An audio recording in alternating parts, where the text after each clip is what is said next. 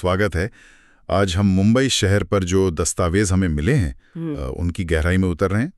ये शहर जिसे पहले बॉम्बे कहते थे, न सिर्फ महाराष्ट्र की बल्कि भारत की आर्थिक राजधानी है, और हाँ, सपनों का शहर भी।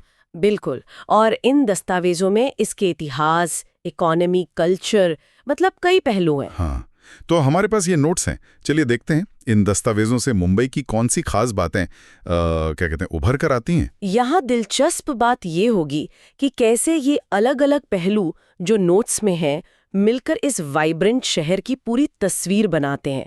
एक ऐसा शहर जो 7 द्वीपों से शुरू हुआ था। हाँ, ये शुरुआत ही बड़ी अनोखी है। 7 द्वीप, फिर पुर्तगाली, फिर ब्रिटिश राज।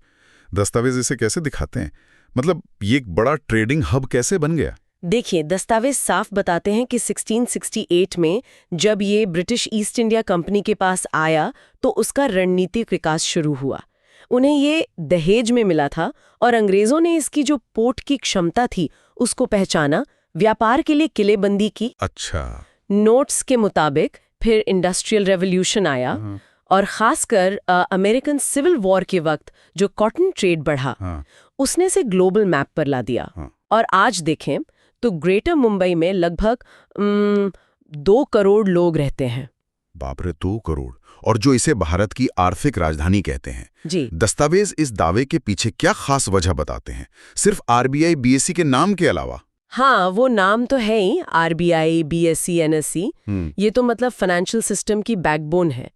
लेकिन नोट्स इस बात पर जोर देते हैं कि कैसे ये संस्थाएं और रिलायंस, टाटा, बिरला ग्रुप जैसे बड़े कॉर्पोरेट हेडक्वार्टर्स का एक ही जगह होना वो एक पूरा इकोसिस्टम बनाता है जो देश की इकोनॉमी को एक तरह से दिशा देता है। ये सिर्फ सेंटर नहीं, ये पावर हाउस है। समझ गया, पावर हाउस। और हाँ, बॉलीवुड, उसका जिक्र भी है नोट्स में। जी। सिर्फ बड़े नाम जैसे शाहरुख खान या अमिताभ बच्चन, उनके अलावा बॉलीवुड के असर के बारे में कुछ और अनोखा है इन दस्तावेजों में? नोट्स इशारा करते हैं कि बॉलीवुड सिर्फ एंटरटेनमेंट नहीं है, वो मुंबई की पहचान का एक बहुत जरूरी हिस्सा है।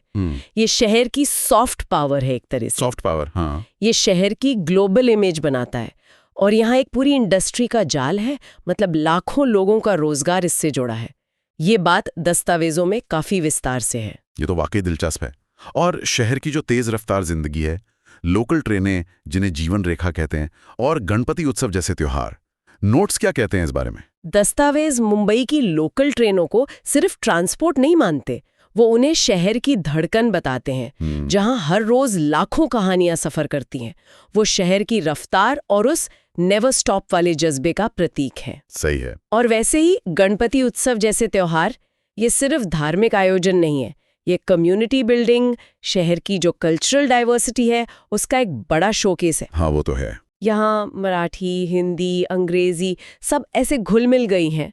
और खाना, वड़ा पाव, पाव भाजी, ये स्ट्रीट फूड इसी मिलीजुली संस्कृति की देन है। बिल्कुल।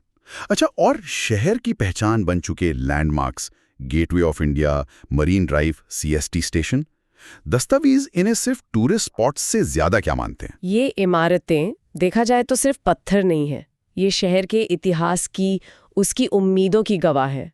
नोट्स कहते हैं कि गेटवे ऑफ इंडिया भले ही ब्रिटिश राज की निशानी हो, पर आज वो इंडिपेंडेंट इंडिया की शान है। सीएसटी स्टेशन, वो विक्टोरियन गॉथिक आर्किटेक्चर का कमाल तो है ही, साथ में रोज की भागदौड़ का सेंटर भी है।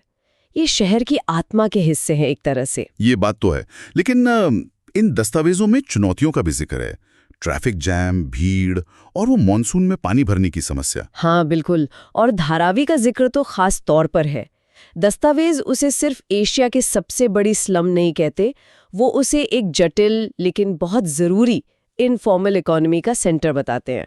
अच्छा, मतलब वहाँ कारोबार भी होता है? अरे, सालाना करोड़ों का कारोबार होता है वहाँ। ये मुंबई के कॉन्ट्रास्ट का सबसे बड़ा उदाहरण है। एक तरफ चमक, दूसरी तरफ संघर्ष, लेकिन दोनों में गजब की एनर्जी है। हाँ। और हाँ, हमें 26/11 के आतंकी हमलों को भी नहीं भूलना चाहिए। उसने शहर के हौसले की परीक्षा ली थी, उसका जिक्र भी इन नोट्स में है। हाँ, वो दुखद घटना। तो कुल मिलाकर इन दस्तावेजों की पड़ताल से ये साफ है कि मुंबई ये विरोधाभासों का, सपनों का, रफ्तार और चुनौतियों का एक अनूठा शहर है। भारत का इकोनॉमिक इंजन, बॉलीवुड का दिल और करोड़ों उम्मीदों का घर। सही कहा। अगर हम इससे थोड़ी बड़ी पिक्चर में देखें तो ये दस्तावेज दिखाते हैं कि मुंबई असल में मॉडर्न इंडिया की एनर्जी, उसकी कॉम्प्लेक्सिटी और उसकी जो कभी ना हार मानने वाली स्पिरिट है, उसका एक माइक्रोकॉज्म है। यहाँ मौके और मुश्किलें हमेशा साथ साथ चलते हैं। बिल्कुल। तो आज की इस बातचीत के बाद एक सवाल मन में आता है, भविष्य में मुंबई अपनी बढ़ती आबादी और इंफ्रास्ट्रक्चर पर जो दबाव पड़ रहा है, इन चुनौतियों से निपटते हुए सपनों के शहर की अपनी पहचान को कैसे बनाए रखेगा? सोचने वाली बात है।